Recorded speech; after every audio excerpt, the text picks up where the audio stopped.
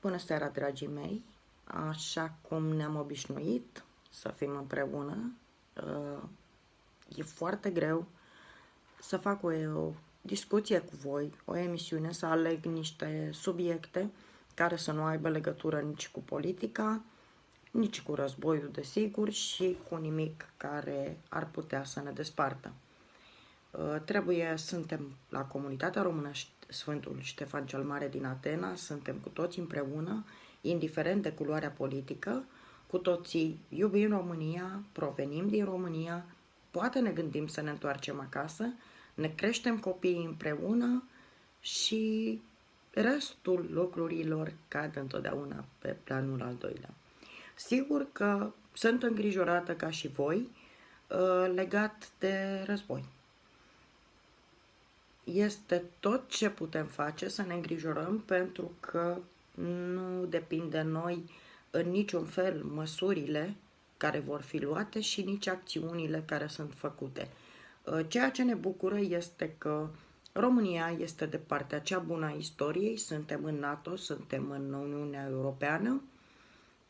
Cei responsabili cu politica externă, sigur, vor lua cele mai bune decizii.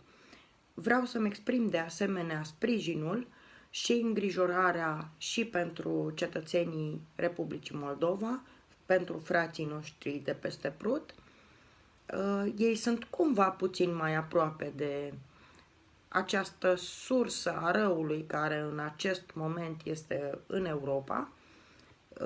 În acest război, cu aceste bombardamente, despre asta vorbesc. Un război este întotdeauna rău oriunde ar fi, dar cu atât mai mult cu cât este aproape de noi. Cum spuneam, îmi este puțin greu să aleg niște teme care ne interesează, dar care să nu aibă legătură cu lucrurile care ne pot despărți. Tocmai de aceea m-am gândit pentru astăzi să aleg un subiect legat de prezent și viitor. Doamnele ar trebui să se bucure prima dată. Este vorba de un ajutor în bucătărie pe care îl vom avea.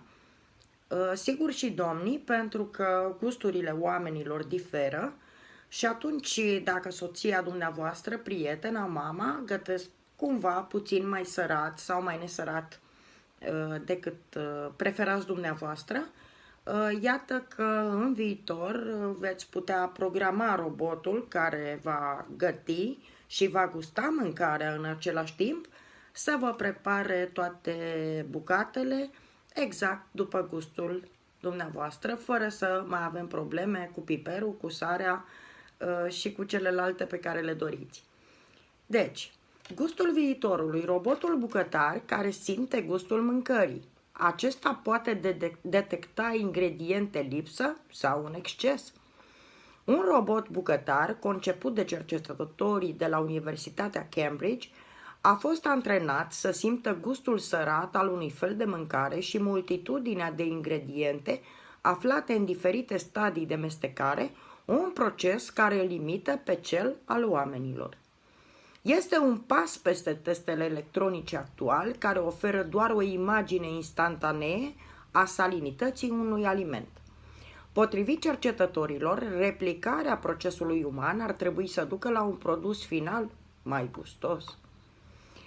Dacă roboții vor fi folosiți pentru anumite aspecte ale preparării alimentelor, este important ca ei să poată gusta ceea ce gătesc, a declarat George Socrates, unul dintre cercetătorii de la Departamentul de Inginerie de la Cambridge. Conceptul de a gusta pe parcurs, verificând dacă echilibrul dintre arome este corect și procesul de gătire a unui fel de mâncare, este o abordare critică potrivit cercetătorilor, deoarece percepția umană a gustului se bazează pe saliva produsă în timpul mestecatului și pe enzimele digestive pentru a decide dacă mâncarea este plăcută sau nu. Pentru a cartografia gustul uman, cercetătorii au antrenat robotul bucătar să prepare omlete. Acesta a gustat apoi 9 variante de omletă și roșii în 3 etape ale procesului de mestecare.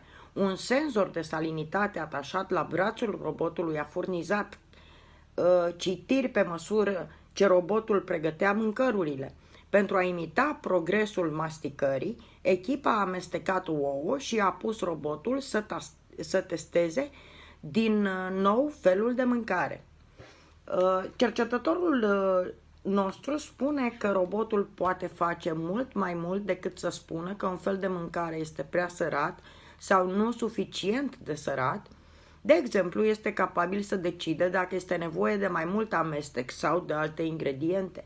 În cele din urmă este vorba doar de un singur senzor care nu ar fi capabil să facă două ingrediente diferite în mod normal.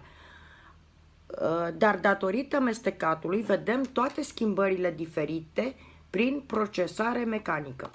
Eu cred că este un subiect interesant, eu cred că este un subiect pe care am dorit să-l aduc în atenția voastră, pentru că, așa cum, doamnelor, domnilor, noi am trecut dintr-o viață normală, direct într-o pandemie și am învățat într-un an ce înseamnă, așa cum în anul următor acesta, exact când era să ieșim din acest vis urât, un război este aproape de noi și ne bate la ușă, exact așa cred că este foarte important să pătrundem în această lume a tehnologiei, a noului, a roboților, pentru că deja în America